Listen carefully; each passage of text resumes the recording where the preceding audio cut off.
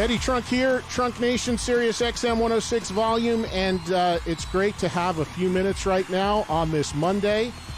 Joining us on the phone, the birthday boy himself, Mr. Ace Frehley. Happy birthday, my brother. How are you in these crazy times? Brother, thank you so much. I can't believe I'm hitting the big 6'9". You don't look a day over 68. I'm just kidding you. Thanks. No, you look great, man, and you feel great, I'm sure. I know I've been talking to you. You sound good. I mean, I know it's crazy times, and it's a weird way to celebrate a birthday, but how you doing? I'm actually doing great. I'm working on new material for a studio record because it looks like, because of this virus, everything's been pushed back. The release of my Origins Volume 2 has been pushed back to the fall. So, it's, I don't want to be too idle, so I decided to start recording, my next studio record. What the hell? Well, that seems to me to be the thing that a lot of artists that I'm talking to are doing because they can't go on the road, and we all know most artists make all their money on the road, and that's where the business is now, but they're just using the time to take advantage of writing and rehearsing and practicing and just creating songs for a record. Yeah, I'm taking advantage of that, and I'm also trying to get my body in better shape. I picked up a Life Cycle, and me and Laura have a treadmill here, and I'm doing some light weights. What am I doing? 15 reps. What am I doing? 15 reps. Whatever you're doing, whatever the hell I'm doing. Whatever you're doing, it's more than me. I'm trying to tone up, but she's got me on a high protein, low fat diet. And, I'm looking better than I did probably the last time you saw me. So that's a good thing. Well, even though we haven't been able to get together, you don't live far from me now in New Jersey, but because of the lockdown, we haven't been able to actually see each other. But the nice thing is now at least the weather's getting a little nicer here in Jersey, so you can get outside, walk around a little bit, maybe ride a bike. That's what I've been trying to do. Yeah, we live on 3 acres and at the end of a cul-de-sac, so we're so private. I mean, I'm so happy I'm in this situation and not out in California away from friends and family. So, I made the move at the right time, Yeah, for sure. So you are you the kind of guy that practices? Like, I talked to some guitar players during this whole lockdown, and they're like, "Yeah, I'm just sitting here with the guitar on my lap 24/7, just noodling, writing, trying some new things." Are you that kind of guy, or are you somebody that you put the guitar in the corner and then when you really want to focus on it, you pick it up? The guitar's laying right next to me. My favorite Les Paul is like right next to me, leaning against the wall, and when I get the urge, I pick it up. When I don't, it just sits there. And I can go days without playing, and then I'll play every day for a week. There's no rhyme or reason for what I do, and there never has been. Well, you know what's funny about that? A couple weeks ago, I've been doing these lists, right? And I've each week I do have the audience tell me their top 5 favorite singers, top 5 favorite bass players, guitar players. So a couple weeks ago, I did top 5 favorite guitarists, and you were on a lot of people's lists, myself included, as one of their 5 favorite guitar players ever. And I kind of, after I was done with the show, it didn't surprise me you were on so many lists, but I kind of laughed because I was like, if you talk to Ace, like, it's such a huge influence and such a huge impact on so many guitarists. And you've always been like, I'm still just trying to figure out. I don't know how this happened. I have no idea how it happened either. I mean, me and Laura were watching my instructional video on YouTube the other night. And I was hysterical because I told her that off camera, when it got to the guitar solo parts, I didn't know the terminology. So there was this, school musician trying to explain my guitar solos because, I just played. I don't know, I never took a guitar lesson in my life. So, I'm not familiar so much with the terminology, the pentatonic scale, the blues scale, the major scale, the minor scale. and all that kind of stuff. And I hate the technicality of rock and roll. Rock and roll is just supposed to be fun. It comes off the top of your head and you just go, like making love, Real, yeah. Well, real, live, warts and all, good, bad, whatever. That's why I'm on a crazy rant over the last year or two myself about bands using too much technology on stage, man. Bands using auto-tune and effects and lip syncing and fake tracks and all that. I don't care what band it is. It's so not rock and roll. Rock and roll's supposed to be live, raw, and real, and it makes me nuts when I see and hear these bands that are doing that, because there's, to me, nothing sounds better than a real live rock band plugging into their instruments and going for it. Yeah, the craziest thing that I remember in 2008 when I was doing Sweden Rocks, Def Leppard came on after me and I did, I did an hour, and then White Snake came on, and then we was hanging out, and I talked to the guitar players in White Snake who are fans of mine. Their names escape me at this juncture. But Joel and Reb. Yeah. Yeah. And to make a long story short, Def Leppard came on, and they were going wireless. I mean, they were going direct.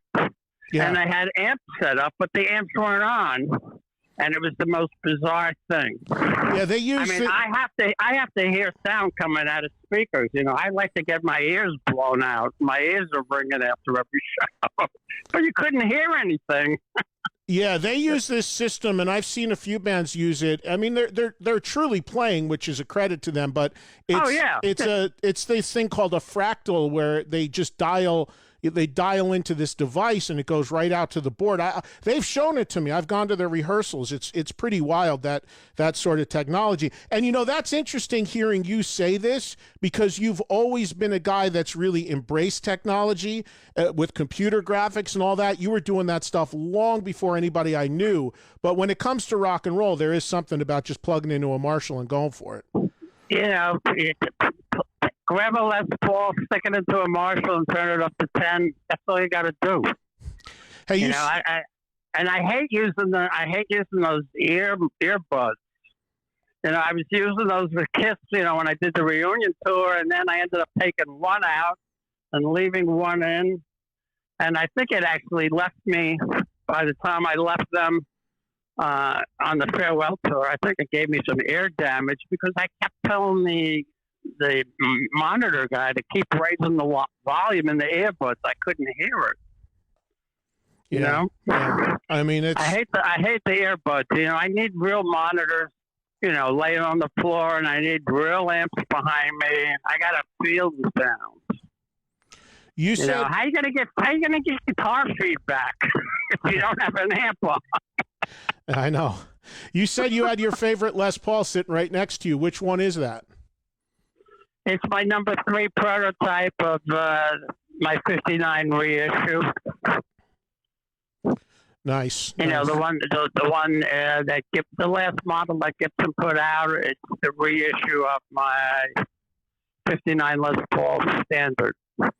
Gibson, the curly maple one. Yeah, Gibson is starting to do some real good stuff now. I know the guys who took over that company, they're real nice people. They seem to be really getting out there and connecting with the artists again. You have another guitar coming out with them? Yeah, we're talking about putting out the triple pickup Black Beauty. Nice. The one that I used to play. Yeah. I used to alternate the black and the cherry sunburst. So we're talking about putting that out, and right now, though, everything is kind of slowed down. So, we'll just wait and see what happens. I haven't, my attorney right now, we're dealing with other things and other issues. And of course, taxes are always in the background. Right. I know. It's crazy. So you had some shows with this whole virus and the whole lockdown. I mean, everybody is suspended from touring right now. I know you had some stuff that was coming up in June. That's I'm assuming, like everybody, it's backburnered, and you're just waiting to see, when you get the clear that you can go back out again, right?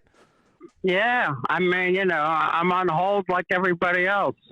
Everybody's tour has been postponed, so like I said earlier in our conversation, I'm going to take advantage of starting writing songs for my next studio record, and wants to re-sign me for another 3 records. So it's all positive, but I miss going out. Yeah. Yeah. And the record Origins Volume 2 is going to be held for a little while. I mean, everybody's records are being delayed because of this as well. So that record is done. You're just going to hold off putting it out for a bit, right? That record was done months ago. And I just got a look at a video. What was that? What was the last video I put out? That silly, that animated video. Did you do a video for Bronx Boy? Mission to Mars. Oh, right. Yeah. Now they want to put out because I read the Deep Purple Space Trucker. Oh, you did that on the coming record? Yeah, and we're also working on an animated video, which in the same vein by the same guy who did that video for Mission from Mars. So that's going to be interesting. Yeah, and silly and funny and campy. So it's not high definition graphics, but it works. So what are you? When are you going to put? When do you think that the label is going to want to put the record out now in the fall? Yeah, we're talking about the end of the summer. We might put out a single earlier than that during the summer, and then But we're talking about probably not till September. But that can change. Don't quote me on anything. First it was summer, then it was the end of the summer. Last I heard it was September, but it's just like we gotta get. Everybody's worried about their health, and health comes first, because without your health, you got nothing. Yeah, no, that's totally true, and I think everybody is just not sure when things are going to pick up again, and there's a lot of release dates and concert dates that are moving and being postponed or canceled. So I think everybody knows that. I mean, look, I don't think any of us, well, nobody, I mean, unless you lived through the Spanish flu in like 1912 or something, nobody's experienced anything like this. So everybody's trying to figure it out. I gotta hope, and I don't know how you feel. I'm optimistic that we're through the worst of it. I think we're gonna kind of start coming down the hill now. Already a few states are starting to try to reopen some things. I mean, try to get the economy going again. Of course, you always want to err on the side of caution and health, but I got to think the worst of it, at least I hope, is behind us. Well, I mean, I think the curve is starting to go down. It's not, it has peaked at this juncture, hopefully. But then I saw something on the internet the other day that I was looking at, and they're talking about, the second, what's it called? The second... The second wave. Second wave, yeah. And sometimes the second wave can be more deadly than the first wave. And they're talking about that in the fall. So, I mean, what happens if everybody, comes, forgets about this and starts acting and congregating like they normally would, and then the second wave hits in the fall and we get hit even harder. I don't know. Yeah. All I do, I just, I say my prayers every night and every morning and hope for the best. That's all you can do. Have you heard anything from the KISS camp at all? No. Just silence, nothing.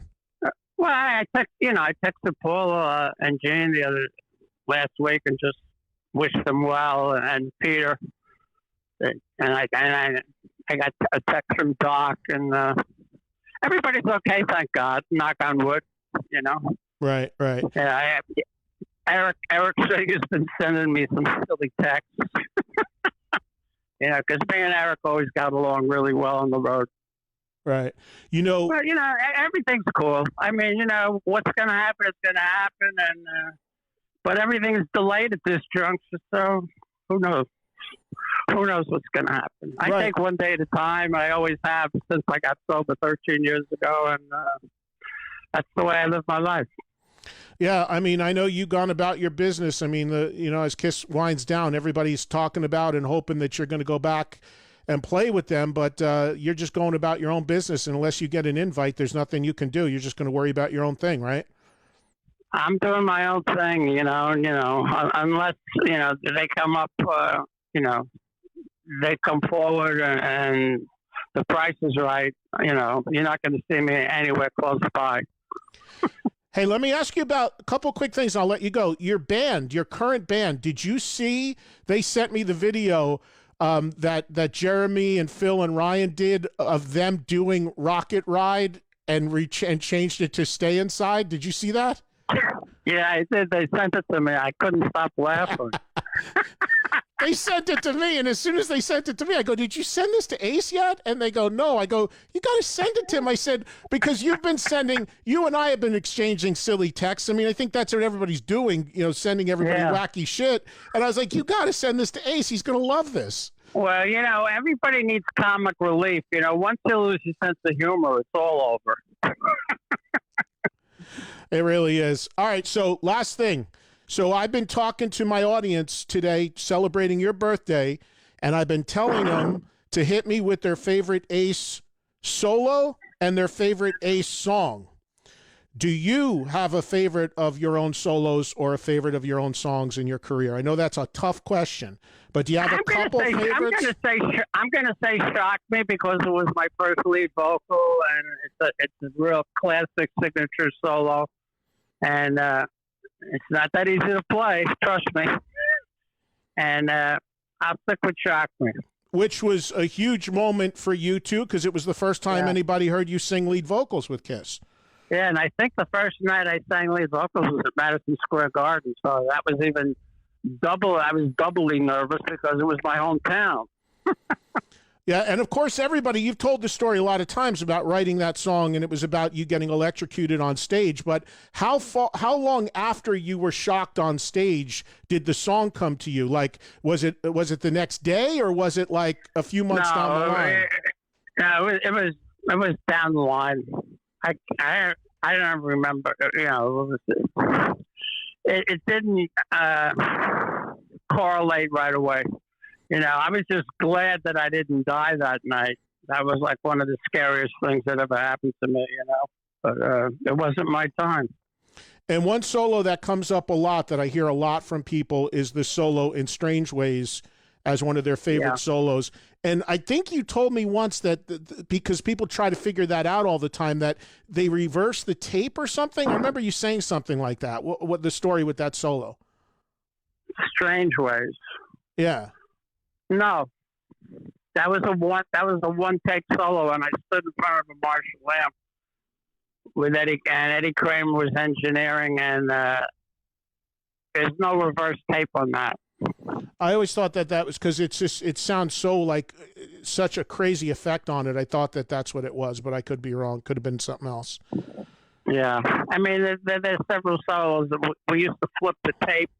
Now with Pro Tools, all you do is highlight it and hit reverse, and it does it in a click of a mouse. But back then, we had to, take the tape out of the tape machine and flip it and think backwards. So it was a little more challenging, but same effect. Yeah. Well, listen, man, I'll let you go and enjoy your birthday. What? I mean, it's such a weird time. You can't go out. You can't go to a restaurant.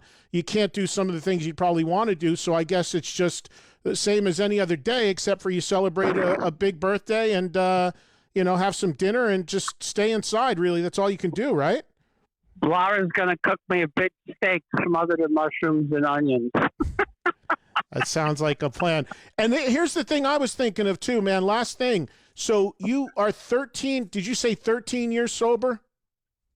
Yeah, this September 15th, it'll be 14.